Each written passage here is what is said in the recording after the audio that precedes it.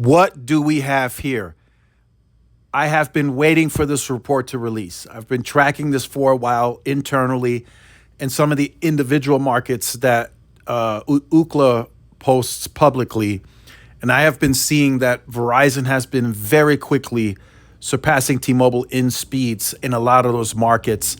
And it is starting to translate into the overall speed category when it comes to 5G performance. So it goes right in line with my theory and my thoughts on everything in terms of Verizon surpassing T-Mobile on its speed lead. And I fully expect that to happen now mid-2024. And we'll further discuss that in this video. I'll make another video later today as well.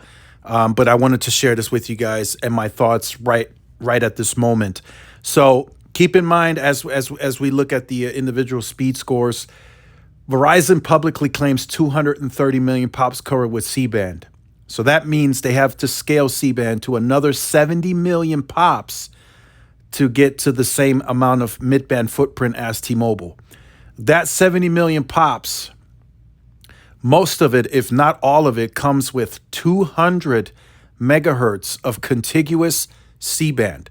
That's something that Verizon invested in, and that's a huge chunk of contiguous spectrum. So they're going to speed up drastically in those rural markets, and you will see that translate into results. It will come with the right amount of backhaul that they need. They're going at it with the third parties. If 10 gig is feasible, they will do 10 gigs. If they need microwave backhaul, they will do microwave backhaul. Whatever Verizon needs to do, they will do it. T-Mobile has a major problem on their hands if they want to continue claiming the fastest 5G network and all this leadership. They have a major problem on their hands because Verizon has been waiting for this. I'm not bashing T-Mobile. Verizon did what they needed to do. They spent over $50 billion. They spent incremental increases on CapEx to deploy the C-band as fast as possible. And now they continue to scale it into the small market rural areas. So let's go over the report. So as you will see, overall fastest provider, T-Mobile still the fastest. Nothing's changed. 188, Verizon at 91, AT&T at 90. So that's the overall network. That's LTE and 5G. Again, like I said, 70 million more pops that Verizon has to scale C-band for this to increase. But here's the interesting one that I want to share. Look at the 5G performance. T-Mobile is at 238.87 and Verizon's at 196.43. Look how close they are now. And they still have 70 million pops of C-band to scale. T-Mobile's already at 300 million today. So yeah, T-Mobile can still scale backhaul. They can still get faster. There's still C-band DoD. There's still Auction 108. So I understand that. But as close as Verizon is today, and they still do intercell aggregation on sites, they are still 70 million pops behind on scale. And a large part of that scale comes with 200 megahertz of C-band. Oh, yeah. Oh, they're about to crush T-Mobile. T-Mobile has a major problem on their hands. They've been fronting, they've been pushing the narrative, 5G leadership, that fastest 5G network. Verizon is about to severely cut into that. So T-Mobile needs to figure out how to pivot and how to differentiate themselves as they may no longer be able to claim the fastest 5G network in the short term. I don't even see this lasting to the end of the year, as I mentioned. End of Q2, I could see Verizon surpassing T-Mobile as the fastest 5G network in the United States.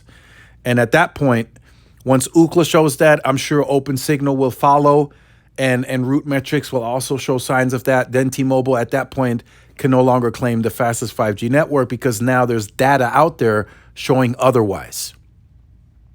So this is good. This is exciting now. Now what is T-Mobile going to do to fire back?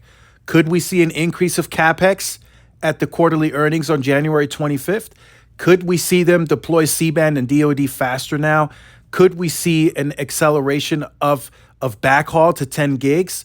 All of that now becomes a possibility because T-Mobile is probably like, oh my God, look at how quickly that Verizon is catching us in the speed category, and we have been deploying this mid-band since 2020. It's already at scale. It's at 300 million. They have the bandwidth, right? At 150, wherever it's available, the most of it, they have it deployed. Now they got to go back to the drawing board because Verizon is catching them so quickly. Verizon's not playing around, ladies and gentlemen. I'm letting you guys know that right now. They did not take any of this lightly internally. When T-Mobile got the mid-band, when they pushed it out, when they started claiming all this leadership, that Verizon didn't take that lightly. That's what Verizon is known for. It's in their DNA. They will fight back so viciously that T-Mobile wishes they wouldn't have claimed the 5G leadership.